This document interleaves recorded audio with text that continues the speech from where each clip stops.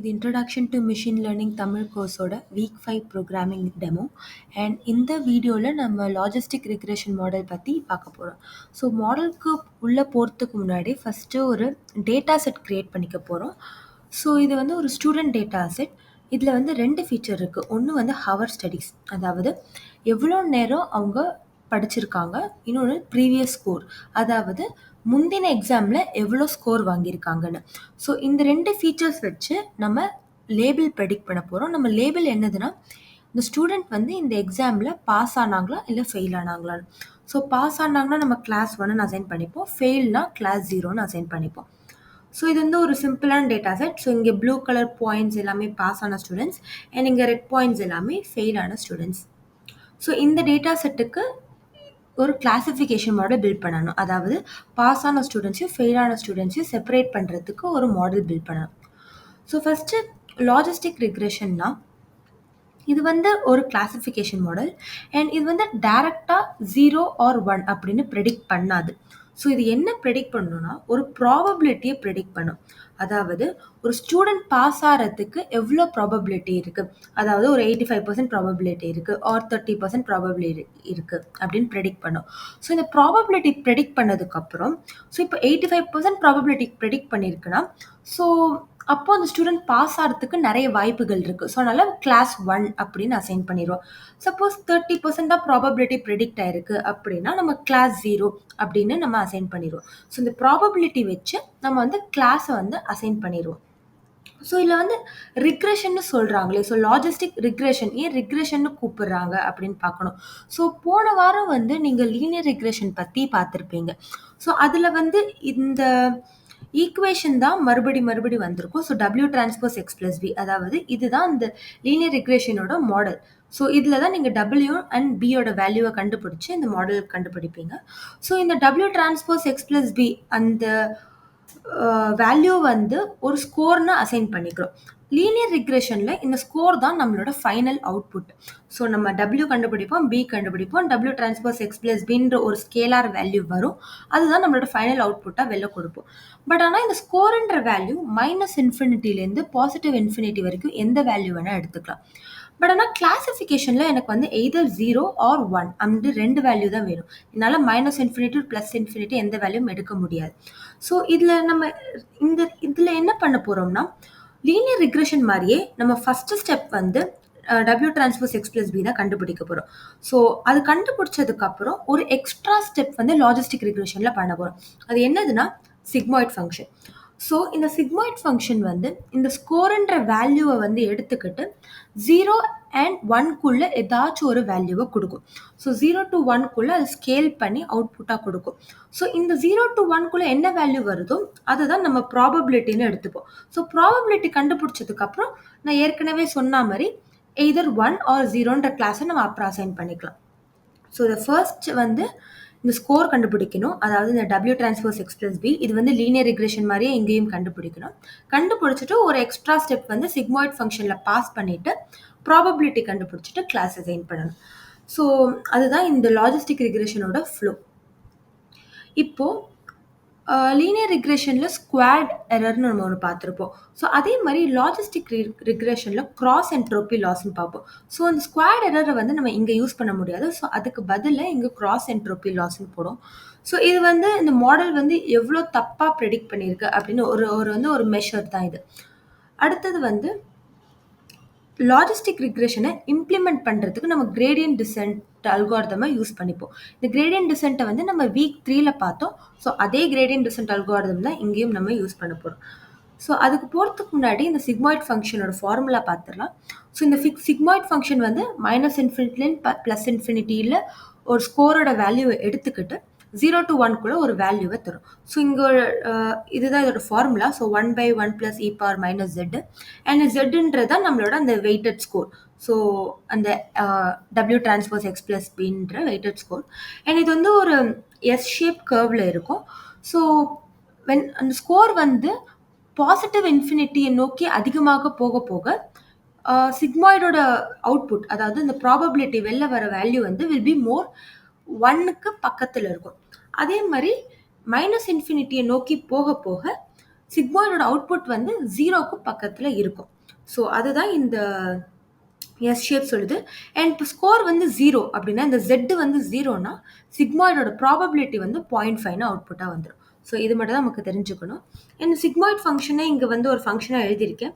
So NumPy library use பண்ணி np.exp இந்த exponential, so np.expன்றது இந்த எக்ஸ்போனென்ஷியல் ஃபங்ஷன் ஆஃப் -z ன்னு போட்டுக்கிறேன். அடுத்தது cross entropy loss. So cross entropy loss வந்து இதுதான் அதோட ஃபார்முலா. ஸோ ஃபர்ஸ்ட் வந்து -1/m. mன்றது number of samples or the data point. So எவ்வளோ டேட்டா பாயிண்ட் இருக்கும் அண்ட் அதை வந்து நம்ம எல்லாத்துலேயும் ஆவரேஜ் பண்ண போகிறோம். ஸோ அதனால தான் 1/m summation I to 1 to m வச்சுக்கிறோம். ஸோ இந்த உள்ள இருக்கிற டேர்ம் தான் இப்போ ரொம்ப முக்கியமானது. So yi log pi. So piன்றது இந்த ப்ராபபிலிட்டி. ஸோ அந்த டேட்டா பாயிண்டோட சிக்மாய்ட் ஃபங்க்ஷனில் பாஸ் பண்ணி வெளியில் வர ப்ராபபிலிட்டி ஃபார் தட் அந்த டேட்டா பாயிண்ட்டுக்கு. இந்த yi அந்த டேட்டா பாயிண்டோட ட்ரூ லேபிள். ஸோ yi வந்து 1 இல்லை 0வா இருக்கும். piன்றது 0 to 1குள்ளே ஏதாச்சும் ஒரு வேல்யூவாக இருக்கும். இங்கே வந்து 2 டேர்ம் இருக்குது கரெக்டாக, yi log pi and 1 - yi log 1 - pi. ஆனால் ஒரு டேட்டா பாயிண்ட்டுக்கு ஒரே ஒரு டேர்ம் தான் ஆக்டிவாக இருக்கும். இப்போது சப்போஸ் இந்த லேபிள் வந்து yi வந்து 1ன்னு வச்சுக்கிட்டோம்னா, அந்த ட்ரூ லேபிள் ஃபார் அந்த டேட்டா பாயிண்ட்டுக்கு 1ன்னு வச்சோம்னா, ஸோ 1 டைம்ஸ் லாக் ஆஃப் ஏதாச்சும் ஒரு ப்ராபபிலிட்டி வேல்யூ இருக்கும் ப்ளஸ் 1 - 1. ஸோ இந்த செகண்ட் டேர்ம் வந்து 0 ஆகிடும். ஏன்னா இங்கே 1 - 1. ஸோ ட்ரூ லேபிள் 1க்கு இந்த ஃபர்ஸ்ட் டேர்ம் மட்டும்தான் ஆக்டிவாக இருக்கும். அதே மாதிரி ட்ரூ லேபிள் 0, அதாவது இந்த yi வந்து 0வாக இருக்கிறதுல வந்து செகண்டோட இதுக்கு மட்டும் தான் ஆக்டிவாக இருக்கும். இந்த ஃபர்ஸ்ட் டேர்ம் வந்து 0 ஆகிடும். ஸோ இந்த ஃபார்முலா வந்து ஒரு ஜென்ரலைஸ்ட் பர்பஸ்க்காக இந்த மாதிரி எழுதியிருக்காங்க. ஆனால் ஒரு டேட்டா பாயிண்ட்டுக்கு ஒரு டேர்ம் தான் ஆக்டிவாக இருக்கும். ஸோ இது இந்த ஃபங்க்ஷனை வந்து இங்கே வந்து ப்ரோக்ராமிங்கில் எழுதியிருக்கோம். ஸோ ஃபஸ்ட்டு வந்து எம் வந்து நம்பர் ஆஃப் சாம்பிள்ஸ். ஸோ அதனால் அது வந்து லென் ஃபங்க்ஷன் போட்டு எழுதிக்கிறாங்க. அதுக்கப்புறம் -1/m into np.sum. ஸோ நம்ம எல்லாத்தையும் சம்மேஷன் பண்ணணும். இந்த அதேமாரி y label y true np.log log எடுக்கிறதுக்கு உள்ள வந்து predicted probability plus e⁻−9. So இந்த e⁻−9 அப்படின்ற ஒரு எக்ஸ்ட்ரா வேல்யூ எங்கே இந்த கோடில் மட்டும் வந்துச்சுன்னு பார்த்தீங்கன்னா, இது வந்து நியூமெரிக்கல் ஸ்டெபிலிட்டின்னு சொல்லுவாங்க. அதாவது np.log 0ன்னு வந்துருச்சுன்னா, சப்போஸ் np.log 0ன்னு வந்துருச்சுன்னா log 0 வந்து அன்டிஃபைன். ஸோ அந்த மாதிரி வந்தால் ப்ரோக்ராம் வந்து ஒழுங்காக வேலை செய்யாது. ஸோ அந்த லாக் 0ன்னு வரக்கூடாது. அதுக்காக ஒரு சின்ன, அதாவது e⁻−9ன்றது ஒரு 0.0001, ஸோ ரொம்ப சின்ன வேல்யூ வந்து ஆட் பண்ணுறாங்க. ஸோ அதனால லாக் 0 அப்படின்ற நியூமரிக்கல் இன்ஸ்டெபிலிட்டி வராது.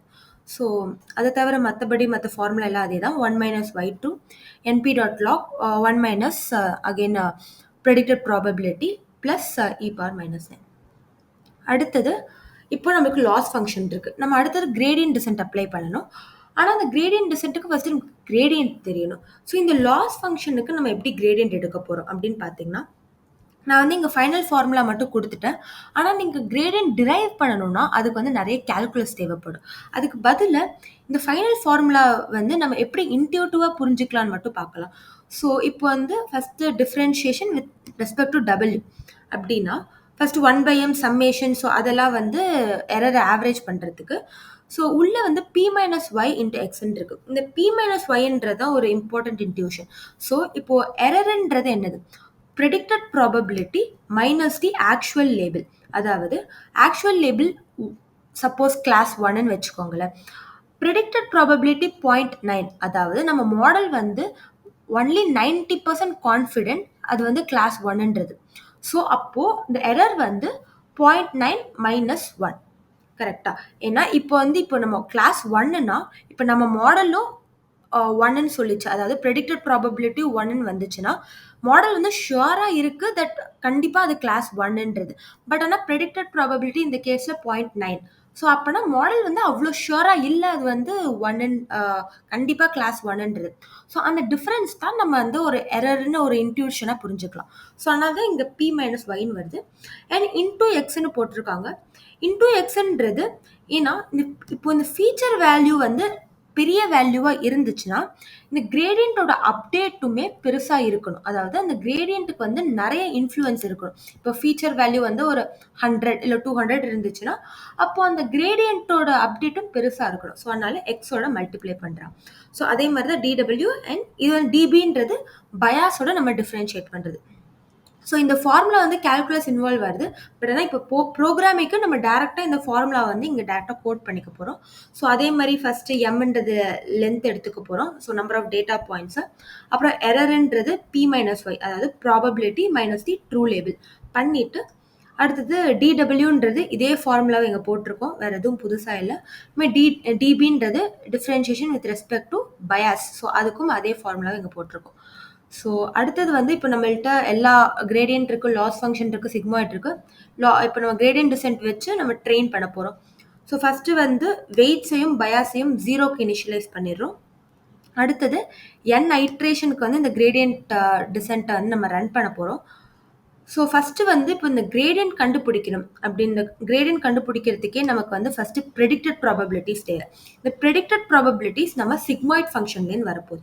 ஸோ நம்ம ஃபர்ஸ்ட் ஸ்டெப் வந்து நம்ம அந்த ஸ்கோர் கண்டுபிடிக்க போகிறோம். அதாவது அந்த W டிரான்ஸ்போஸ் X + B அது ஸ்கோர் கண்டுபிடிச்சிட்டு அதை வந்து சிக்மாய்ட் ஃபங்க்ஷனில் பாஸ் பண்ணோம்னா நம்மளுக்கு ப்ரெடிக்டட் ப்ராபபிலிட்டிஸ் வந்துடும். ஸோ ப்ரெடிக்டட் ப்ராபபிலிட்டிஸ் வந்ததுக்கப்புறம் நம்ம வந்து கிரேடியன்ட் கண்டுபிடிக்க போகிறோம். ஸோ டிடபிள்யூ அண்ட் டிபி. ஸோ அந்த கம்ப்யூட் கிரேடியன்ட் ஃபங்க்ஷன் வச்சு டிடபிள்யூவும் டிபியும் வச்சு கண்டுபிடிச்சிடும். இப்போ நமக்கு கிரேடியன்ட் இருக்கு. ஸோ இப்போ நம்ம கிரேடியன்ட்டை நம்ம அப்டேட் பண்ண போகிறோம். ஸோ லேர்னிங் ரேட் ஏற்கனவே நம்ம வீக் 3ல பார்த்த மாதிரி கிரேடியன்ட் டிசென்ட்டுக்கு லேர்னிங் ரேட் வந்து ஒரு ஹைப்பர் பேராமீட்டர். ஸோ லேர்னிங் ரேட்டும் அந்த ஃபங்க்ஷனில் எடுத்துக்கிறோம்.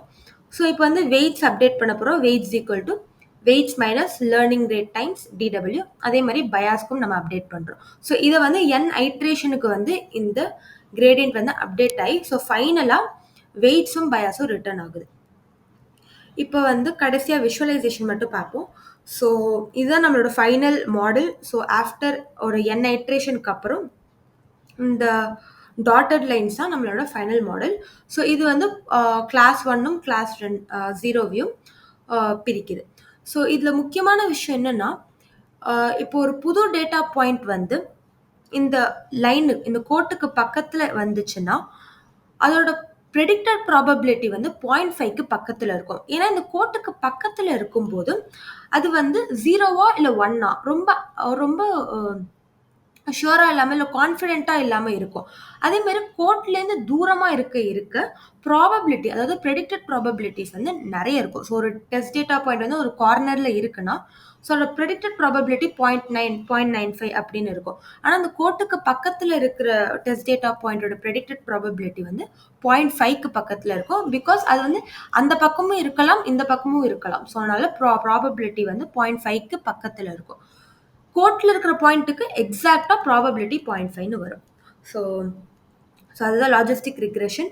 அண்ட் அடுத்த டெமோவில் நம்ம பெர்செப்ட்ரான் பற்றி பார்க்கலாம்.